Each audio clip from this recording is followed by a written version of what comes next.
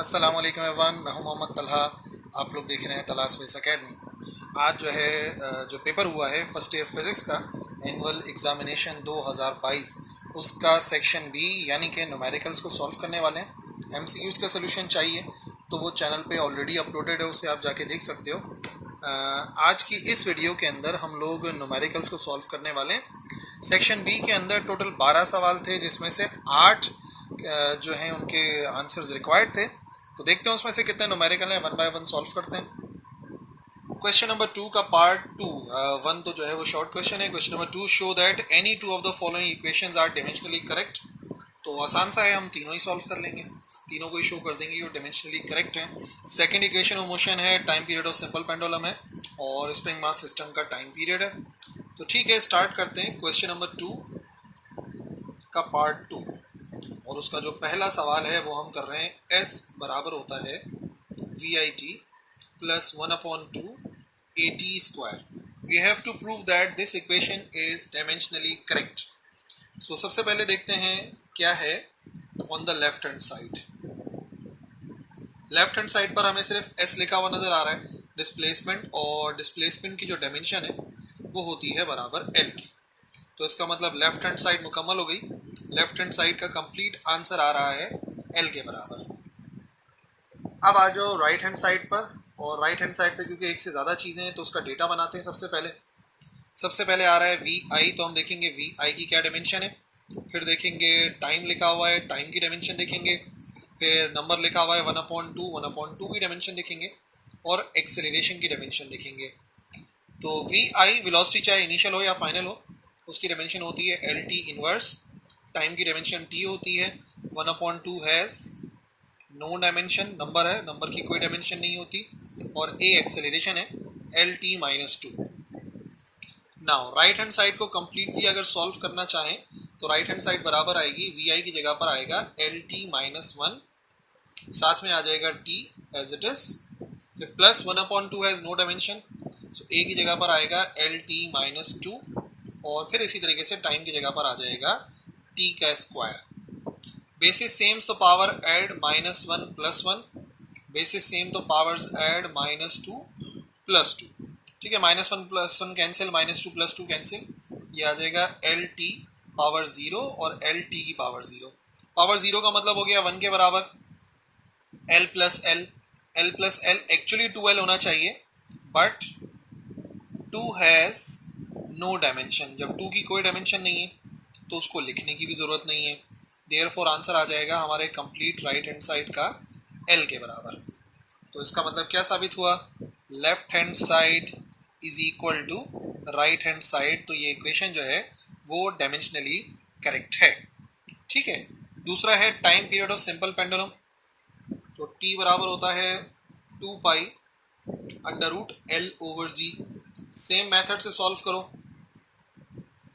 Left hand side के ऊपर लिखा हुआ है T, और T की डायमेंशन बेसिकली T ही होती है।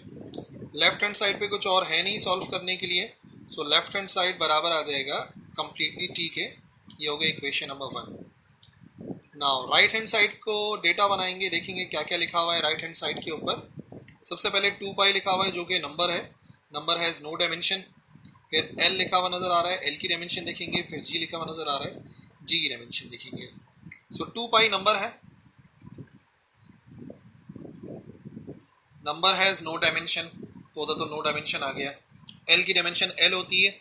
G का नाम है एक्सेलरेशन ड्यू टू ग्रेविटी, इस वजह से उसकी डायमेंशन आ जाएगी LT-2। राइट हैंड साइड पे कुछ और है नहीं सॉल्व करने के लिए, तो इसी को सॉल्व करेंगे। राइट हैंड साइड बराबर आ जाएगी, 2π की जगह पे कुछ नहीं आएगा, √L/LT-2। ठीक है भाई, क्या कैंसिल हुआ, L से L हो गया कैंसिल। तो आंसर में आ जाएगा हमारे पास √1 - T की पावर -2। -2 पावर ऊपर ले जाओ, ये हो जाएगी +2 पावर, स्क्वायर से रूट कैंसिल, आंसर आ जाएगा T। ठीक है, तो ये नाम दे दो इसको इक्वेशन नंबर 2 का। अब आप देख सकते हो इक्वेशन 1 और 2 को कंपेयर करके कि लेफ्ट हैंड साइड बराबर है राइट हैंड साइड के, यानी कि ये भी डायमेंशनली करेक्ट। और तीसरी डेरिवेशन स्प्रिंग मास सिस्टम वाली है। स्प्रिंग मास सिस्टम में हमारे पास होता है T = 2π under root m over k।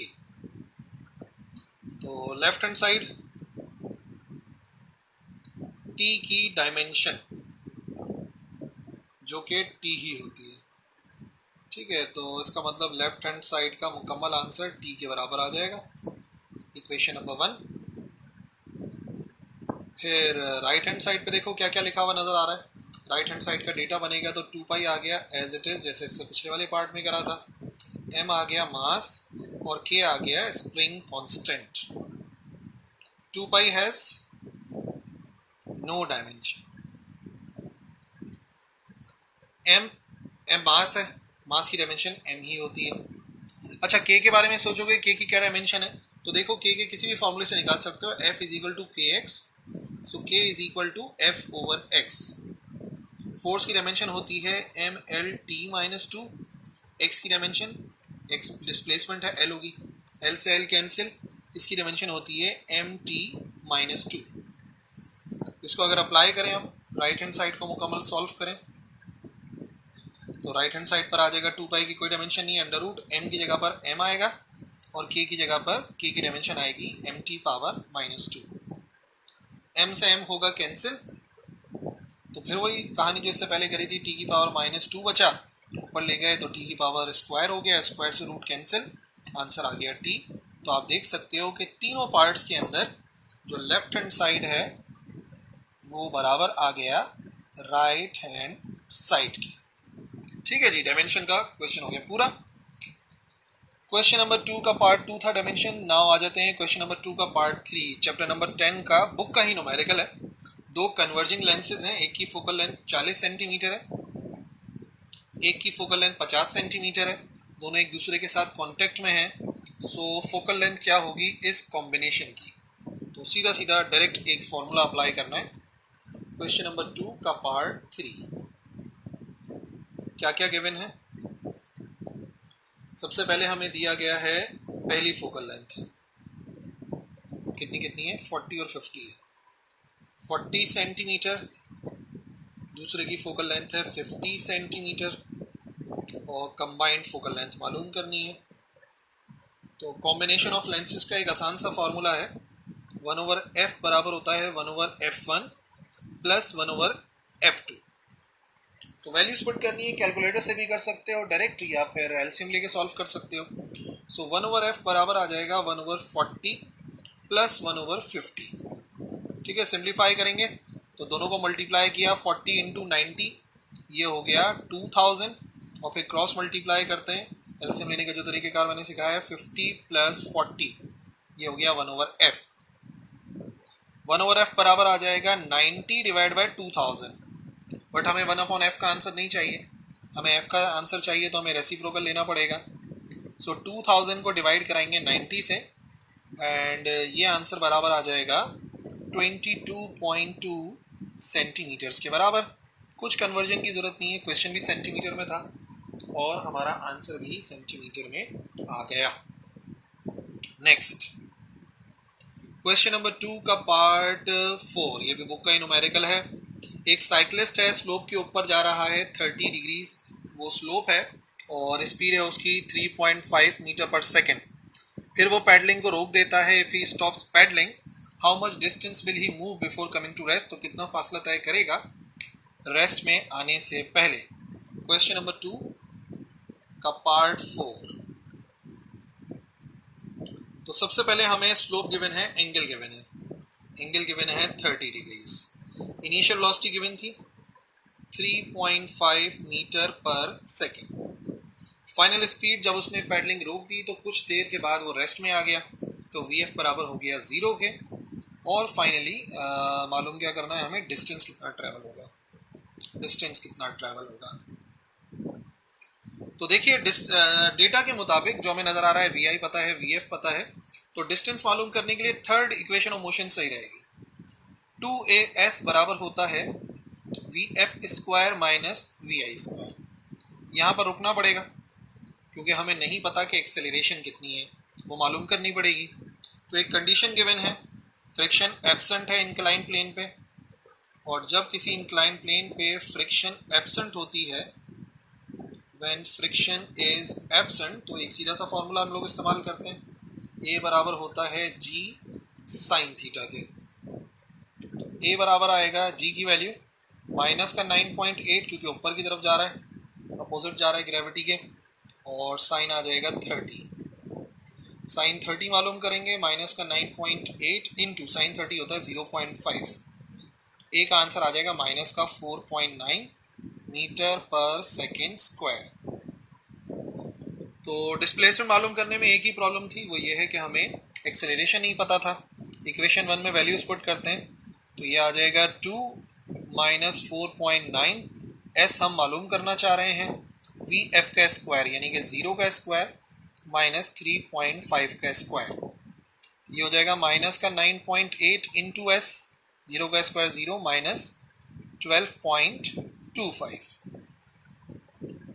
Rearrange कर लो, एस का आंसर निकालना है हमें, तो ये आ जाएगा माइनस का 12.25 डिवाइडेड बाय माइनस का 9.8, माइनस से माइनस कैंसिल, और एस को सॉल्व करेंगे तो आंसर आ जाएगा 1.25 मीटर्स।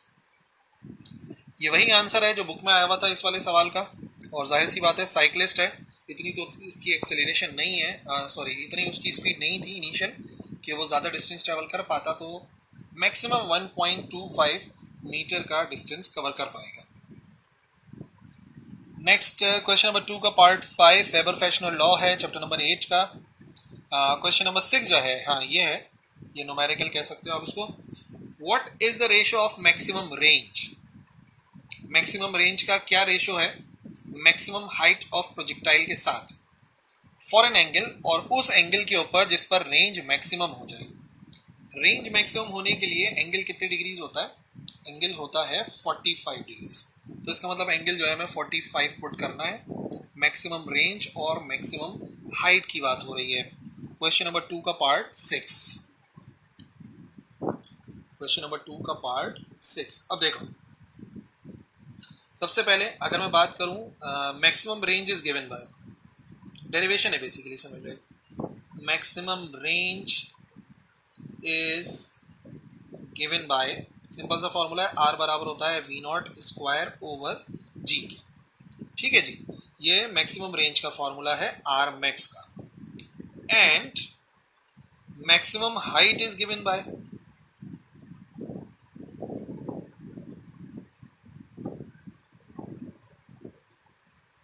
एच मैक्स बराबर होता है V naught square sine square theta over 2g। अब गिवन कंडीशन क्या है? According to the given condition, इसको इक्वेशन 1 कर लो। गिवन कंडीशन ये है कि एंगल पुट करना है 45 ताकि रेंज मैक्सिमम हो, तो ऊपर तो ऑलरेडी 45 पुट करके ही आंसर आता है, एच मैक्स वाले में 45 पुट करना पड़ेगा। तो ये हो जाएगा वी नॉट का स्क्वायर ओवर 2g, और यहाँ पर आ जाएगा साइन 45 का स्क्वायर। ठीक है जी, ये एच मैक्स का फॉर्मूला चल रहा है।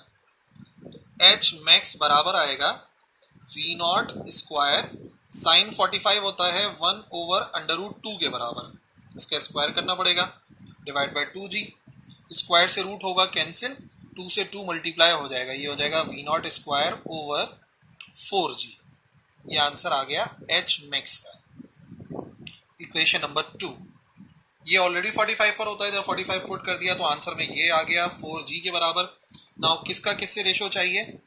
रेंज का, मैक्सिमम रेंज का हाइट से रेशो चाहिए, यानी इक्वेशन 1 को 2 से डिवाइड करना पड़ेगा, आंसर आ जाएगा डिवाइडिंग इक्वेशन 1 बाय इक्वेशन 2। 1 को 2 से डिवाइड कराया तो R max divided by H max क्या बनेगा? आर मैक्स का हो गया V naught square over G divided by V naught square over 2g। Divide को मल्टीप्लाई में चेंज करेंगे, V naught square over G multiply by 2 नहीं था, सॉरी 4 है, यहाँ पे ये 4 है, 4g over V naught square. तो वी नॉट स्क्वायर से V naught square cancel, G से जी कैंसिल, तो हमारे पास क्या रेशो आया आर मैक्स और एच मैक्स का? R max divide by H max 45 degrees पर 4 के बराबर होती है, इनका रेशो होता है 4:1 या 4/1 भी लिख सकते हो, एक ही बात है। ये हमारा आंसर हो जाएगा जो हमें ड्राइव करना था। ठीक है जी, क्वेश्चन नंबर 2 का पार्ट 6 हो गया। अब आ जाइए क्वेश्चन नंबर 2 का पार्ट 7। क्वेश्चन नंबर 2 पार्ट 7 जो है ये बुक का ही न्यूमेरिकल है, लेकिन थोड़ा सा डिफरेंट कंडीशन में है। इधर परसेंटेज वाइज गिवन है, तो चलो देखते हैं कैसे सॉल्व करते हैं। क्वेश्चन नंबर 2 का पार्ट 7।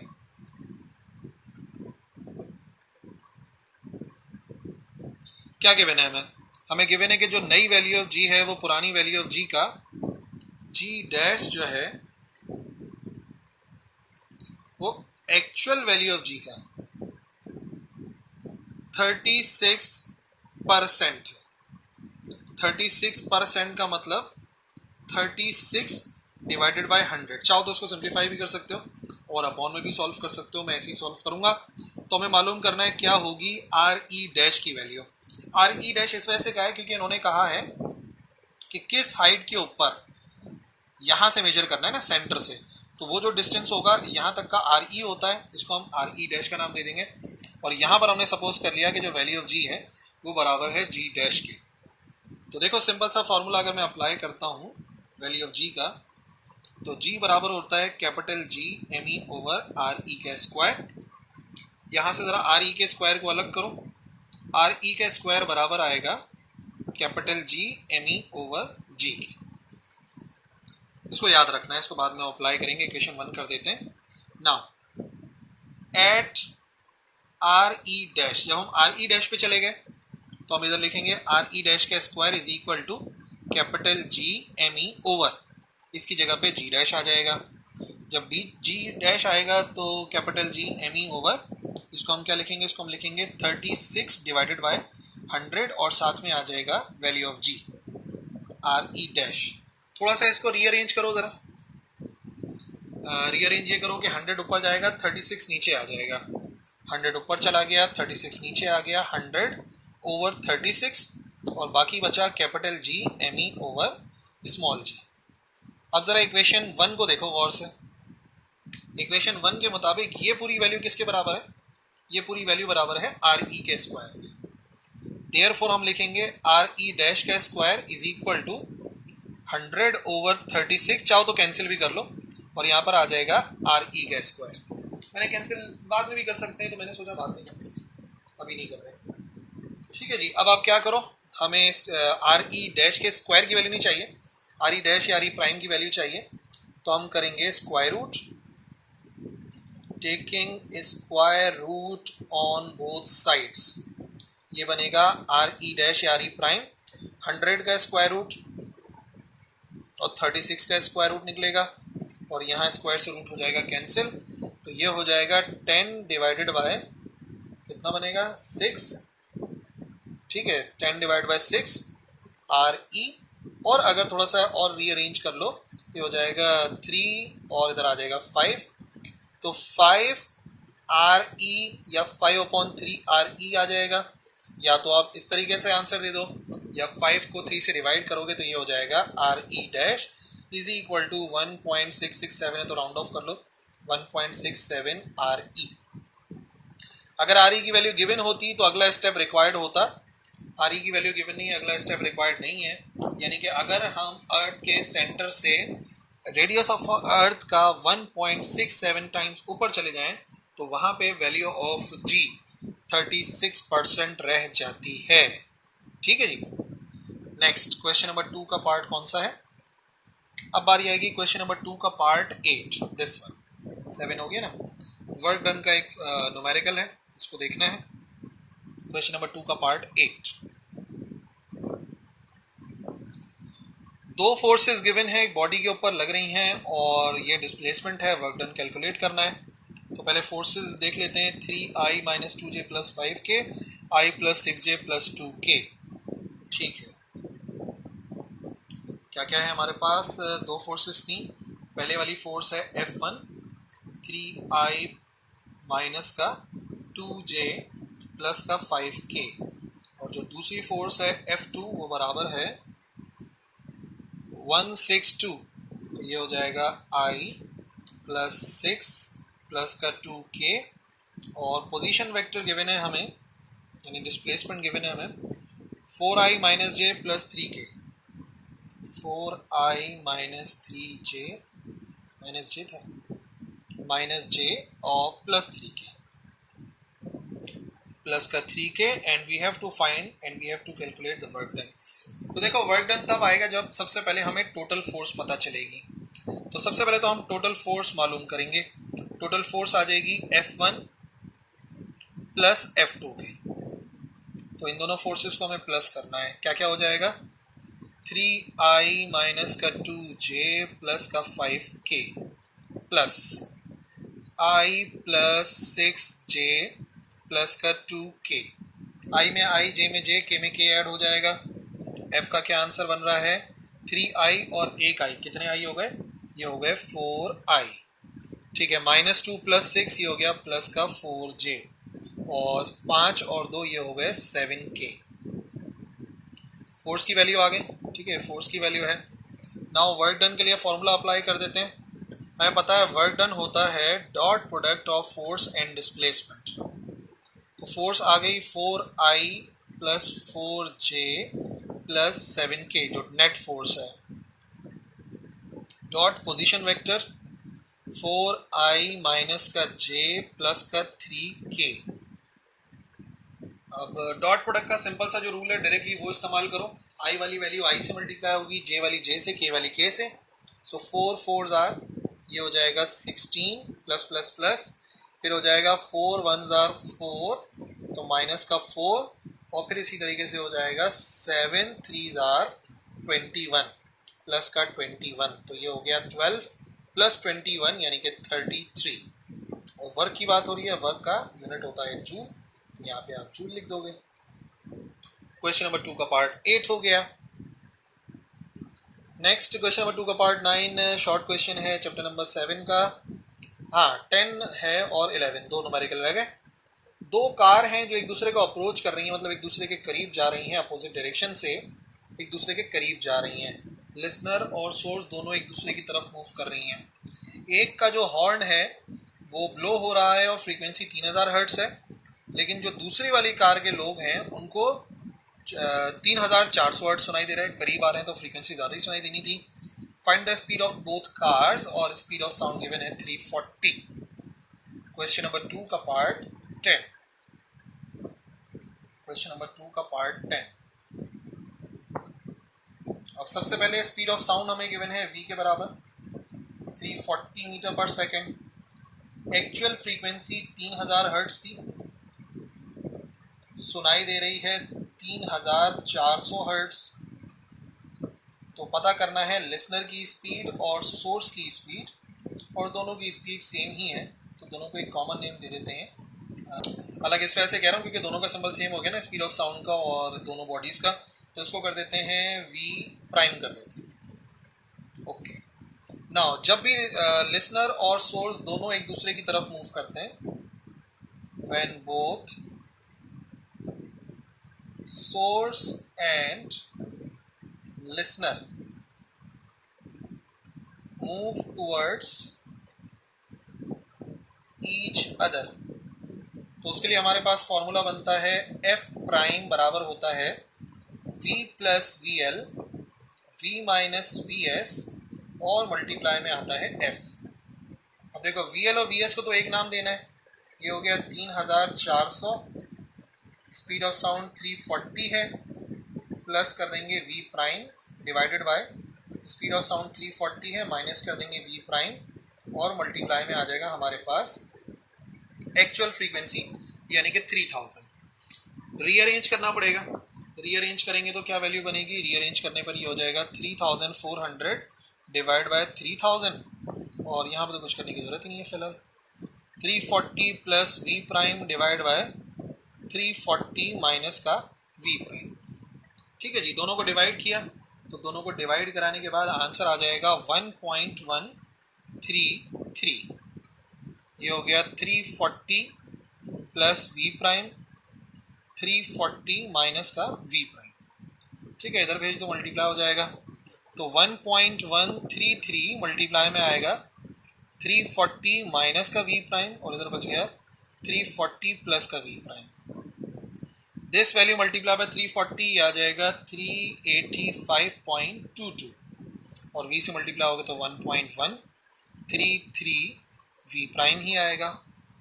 राइट हैंड साइड पे कुछ अलग नहीं है, 340 है प्लस का v प्राइम है, रीअरेंज करो 385.22 और ये इधर आके माइनस हो जाएगा 340 और v प्राइम ऑलरेडी वहां पर है, ये उधर तरफ जाके प्लस हो जाएगा 1.133 v प्राइम। ठीक है जी, दोनों को माइनस कराइए, कितना बन रहा है। नेक्स्ट पेज पे चलो, पहले माइनस कराने के बाद आ रहा है 45.22 और इधर आ जाएगा 2.133 v प्राइम के बराबर। v प्राइम की वैल्यू अलग करो, क्या करेंगे 45.22 के साथ जाके डिवाइड हो जाएगा 2.133 और इस सूरत में हमारे पास आंसर आएगा, जब आप ये पूरी वैल्यू निकालोगे 21.2 मीटर पर सेकेंड। तो इसका मतलब सोर्स और लिसनर दोनों की जो स्पीड है, ये सोर्स की भी स्पीड है और लिसनर की भी स्पीड है, ये दोनों की स्पीड है और यही हमारा आंसर है। प्रॉपर वर्डिंग में लिख दोगे रिजल्ट तो बेहतर रहता है। लास्ट न्यूमेरिकल हमारे पास बचा है और वो है क्वेश्चन नंबर 2 का पार्ट 11। क्वेश्चन नंबर 2 का पार्ट 11, इसमें क्या क्या है, यह है चैप्टर नंबर 5 का न्यूमेरिकल। एक पार्टिकल है जिसका मास m है, वो लोकेट किया गया है पोजीशन वेक्टर r पर और उसका लीनियर मोमेंटम p है। जो वेक्टर्स हैं r और p वो नॉन जीरो हैं, ठीक है ना, ओके सही है। पार्टिकल मूव कर रहा है xy प्लेन में, तो हमें प्रूफ करना है, अच्छा ये न्यूमेरिकल कम प्रूव है बेसिकली, कि जो इसका एंगुलर मोमेंटम का x कंपोनेंट होगा वो भी जीरो होगा, एंगुलर मोमेंटम का y कंपोनेंट होगा वो भी जीरो होगा और z किसी सूरत में जीरो नहीं होगा। तो देखिए क्योंकि xy प्लेन में मूव कर रहा है तो एंगुलर मोमेंटम होता है उन दोनों के परपेंडिकुलर, यानी कि z एक्सिस में। तो z एक्सिस का तो जीरो नहीं होगा, लेकिन हाँ lx और ly जीरो के बराबर आएंगे, ये हमें प्रूफ करना है। तो ठीक है, स्टार्ट करते हैं। डेटा नहीं है, डेरिवेशन समझ लो। According to the given condition, particle is moving in X Y plane, इसको याद रखना है आपने, ठीक है। Now according to the definition of angular momentum, अगर हम एंगुलर मोमेंटम की डेफिनेशन की बात करें तो एंगुलर मोमेंटम की डेफिनेशन है, एंगुलर मोमेंटम बराबर होता है r क्रॉस p के। तो हम क्रॉस प्रोडक्ट से निकाल सकते हैं, लेकिन हमें क्या पता होना चाहिए, हमें r और p की वैल्यू पता होनी चाहिए। तो लेट r जो है पोजीशन वेक्टर है, तो पोजीशन वेक्टर कैसा होता है, कोई x कंपोनेंट होता है i के साथ, फिर y कंपोनेंट होता है j के साथ और z कंपोनेंट होता है k के साथ। और इसी तरीके से कुछ मोमेंटम भी होगा, मोमेंटम का भी x कंपोनेंट होगा, y होगा और z होगा। तो इधर हम क्या लिखेंगे, हम लिखेंगे pxi प्लस py, यानी कि मोमेंटम का y कंपोनेंट और मोमेंटम का z कंपोनेंट। ओके, अब इस वैल्यू को अगर हम पुट करते हैं इक्वेशन 1 में, तो इक्वेशन 1 इम्प्लाइज दैट L जो है वो आना चाहिए r क्रॉस p के बराबर। r क्रॉस p का मतलब हो गया, डिटर्मिनेंट के जरिए सॉल्व करेंगे। सबसे पहले ijk आता है, फिर हम ये देखते हैं कि पहले कौन सा वेक्टर लिखा है, पहले r लिखा हुआ है, r के कोऑर्डिनेट्स आएंगे, x आएगा, y आएगा, z आएगा। फिर p लिखा हुआ है, p के कोऑर्डिनेट्स आएंगे, px आएगा, py आएगा, pz आएगा, ठीक है भाई। फिर हम क्या करते हैं, i को सेलेक्ट करते हैं, i का रॉ और i का कॉलम छोड़ देते हैं। i की रॉ i का कॉलम छोड़ा तो जो बचा उसे लिख लो, यहाँ पे बचेगा i की रॉ i का कॉलम, इसको सेलेक्ट किया है तो इसको छोड़ दो। क्या क्या बचा, y आ गया, z आ गया, py आ गया, pz आ गया। ऑल्टरनेट साइन के साथ अब j को सेलेक्ट करेंगे और जब j को सेलेक्ट करेंगे तो j की रॉ और j का कॉलम छोड़ देंगे। j की रॉ और j का कॉलम छोड़ने का मतलब इसको सेलेक्ट करा है, ये रहने दो। क्या क्या बचा, x आ गया, z आ गया, px आ गया और pz आ गया, फिर आ गया प्लस का k। फाइनली अब हम लोग सेलेक्ट करेंगे k को, तो k की रॉ और k का कॉलम छोड़ देंगे। k की रॉ और k का कॉलम छोड़ के देखो क्या बचा, उसे लिख लो। x आ गया, y आ गया, px आ गया और py आ गया।